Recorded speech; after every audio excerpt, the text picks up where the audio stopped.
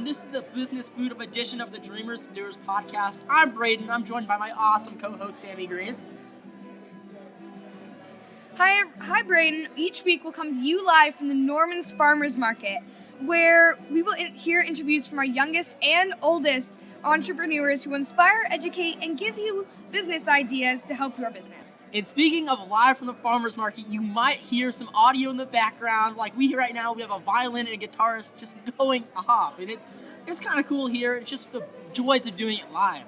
Our podcast is powered by LoveWorks Leadership, a youth organization based out of Oklahoma that's helping kids reach their aspirations of starting their actual real businesses. We believe that you're never too young to start a business and never too young to start your dream into a reality.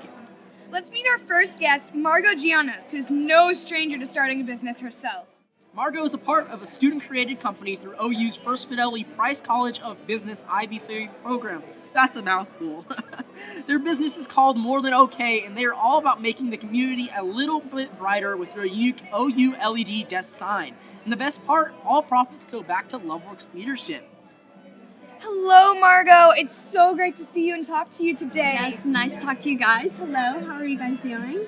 I am doing awesome. So we just want to start diving in about you, your story. So let's start off with the first question. What is your business? How did you get a part of it, and how did it start? Yeah, well, thanks for having me on your podcast. So our business, we're 15 students, a part of OU's Price College of Business, and we're in the Integrated Business Core program, where we actually get to go through the full process of creating a business from scratch. We actually get to present to a bank and ask for a loan, create a real product, and sell it for an organization of our choice. And we chose LoveWorks as our choice. But our product is a cool LED desk sign that has etched Sooner Schooner, the Sooner Schooner on it with Boomer Sooner on the top. But it's a one-of-a-kind, cool piece. With really our mission, though, is to learn how to create a company, but while doing that, knowing like the community is everything, and without supporting the community, you really can't do anything. So we love LoveWorks. Yeah. I love that. That's so cool. It sounds really awesome. I might need to go get one of your signs. They're super cute. They're cool. So today we're hoping to help our youngest entrepreneurs about how they can learn about how you as a company walked through the process of coming up with a product idea. What did your product development process look like? So our product development process looked like we wanted to find a need that we could fulfill.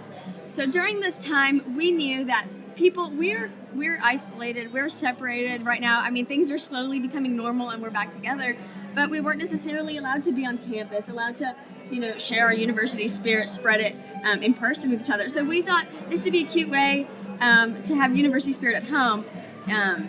So what we did is we figured out what we have, we have a need to have, university spirit wherever. So that's when we came up with a few different options and products. We did market research, so we surveyed people, and we also did in-depth interviews. So asking our consumers what they want was a big part of our product development process. And then we would go to manufacturers. That is just really, really cool. So if you want to talk about how did that manufacturing process come into fruition? Yeah. So the manufacturing process was crazy because we would actually have to go back and forth and figuring out, okay, let's get these quotes. And then once we got the quotes, realizing, okay, maybe we can't do these just because we wouldn't be making enough money for LoveWorks necessarily. So going back and forth, finding right manufacturers, but we would pretty much tell them, hey, this is what we would like. And we researched them, looked them up online, wherever we could find them. Yeah. I think that is beyond cool. I wanted to know, so do you have any tips that you could give for any young entrepreneur who really wants to start their own business but doesn't really know how? Yeah. And something that maybe you think that would help them out? Yeah. I would have to say if you want to do anything, I would say take to the internet. Take to the internet to search and do research and research and research. How to do this, how to do this. But coming up with your idea and being passionate about it and being driven and just talking to people. Tell people about your product. Ask for advice. Don't be afraid to ask for advice and learn, because that's how you're going to be able to figure out what to do. Because being an entrepreneur is all about figuring things out along the way. So there's no rule book about here, this is how you have a business. So figuring things out along the way and asking for advice. I really love that. That is so awesome. And kind of while we're on that aspect of advice you would give, what is that one thing that you wish you knew before starting your business? One thing I wish I knew before starting this business. I know it's kind of a tricky one. Before starting this business, I wish I knew how many people really are looking for fun little things. And there's not necessarily have to be a huge need there. It can be a small need with the need to connect. But, I think that something I wish I knew going into this is that it's going to be difficult, especially now with times during COVID, especially selling and trying to sell to students on campus. But I think that we were able to work around it, and I think it can be challenging, but we worked around it. Thank you so much. I know your words really could inspire these young entrepreneurs to get out there and start their business. So we just want to thank you from the bottom of our hearts for your time to give here and give your advice to these young entrepreneurs. So we're about to head off to our next guest, and we're going to have super fun, but digitally, let's just give a round of applause to Margot for this awesome interview. Thank you guys for having me. I appreciate it, and I hope I could give some good advice and tips. No, I think I'm just really excited to see your guys' business grow, and I think it's such a unique idea what you guys are doing, so I'm really excited to see how it goes. Thank you. Welcome back. We are now with our new guest, Maddie. So, Maddie, we're so excited for joining us today. How are you doing? I'm doing good. So Maddie is a 4th grader at Evergreen Academy. She's the CEO of BFF Boutique, where they work to make people's day better, one cocoa bomb or cookie at a time. Maddie is passionate about finding ways to give back through her business. 10% of profits go to help kids with incarcerated parents. She also enjoys singing, songwriting, acting, dancing, and soccer. Maddie has been a part of the Business Boot Up initiative that is designed to help kids bring their production and service to sell at the farmer's market.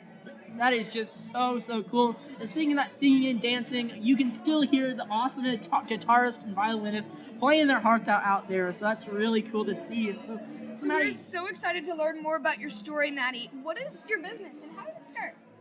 So my business is BFF Boutique, and it started out with my love of baking at 6, and then I worked my way up.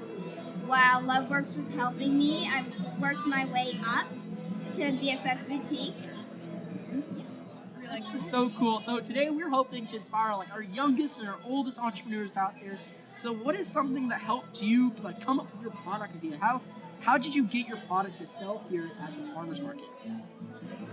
Well, I started a business with my friend Juliana, and then we sold at Evergreen, my school. We did a quest. We call them quests. And so then I worked my way up with my BFF, Annie. And so that's how I got my name, and she helped me, she knows I love baking, and she loves the cookies and whatever I bake. And so that is so cool that you have such a passion and such a talent at such a young age. What is one thing before you started your business with your friend that you wish you knew? Something that you would go back and try again?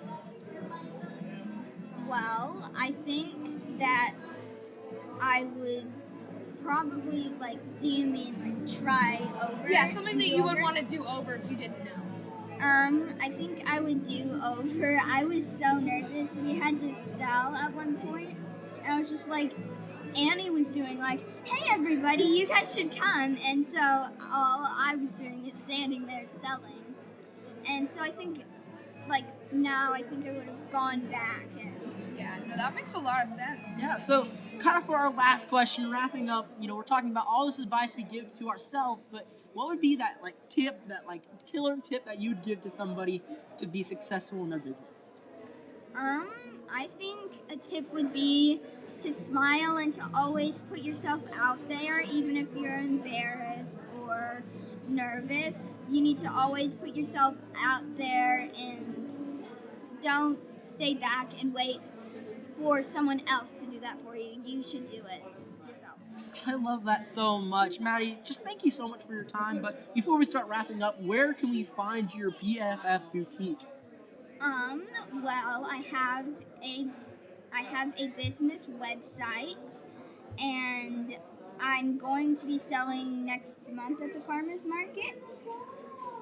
And I my email is maddie@evergreenacton.com, and so then you can email me and I can email you my website so you can go on. So viewers, if you need to ever reach out to BFF Boutique, you now have the resources. I know we're going to have an influence of profits coming your way now. So cool. That's so awesome. Those were some awesome interviews, Braden. What was something that stuck out to you that you think the audience could do? I think, Maddie, you really hit that point so hard is don't be afraid to ask for help, ask for people. If you're at a farmer's market, don't be afraid to reach out to people. That really stuck out to me. What about you? I think personally, it was just that she was willing and wasn't scared. She was willing to do something over, and she recognized that she could have done something wrong. And I feel like it's so awesome that she's got friends and stuff that will help her do that. And I think that's amazing. Yeah, so viewers, something that you can do this week before our next week interview is think to yourself, who is somebody I can reach out to better my business and product? You can reach out to anybody. It could be a family member, it could be a mentor, it could be somebody that you admire. Reach out to that person, ask for advice. Don't be scared to do it. But talking about next week, we will be back with 2 new business owners that will hopefully inspire, educate, and give you a powerful point of action to better and grow your idea or business. But don't forget to come and visit loveworksleadership.org to learn more about us. And remember, real leaders, they don't blend in, they stand out. Dream big. And do your dream. Bye. Bye, y'all.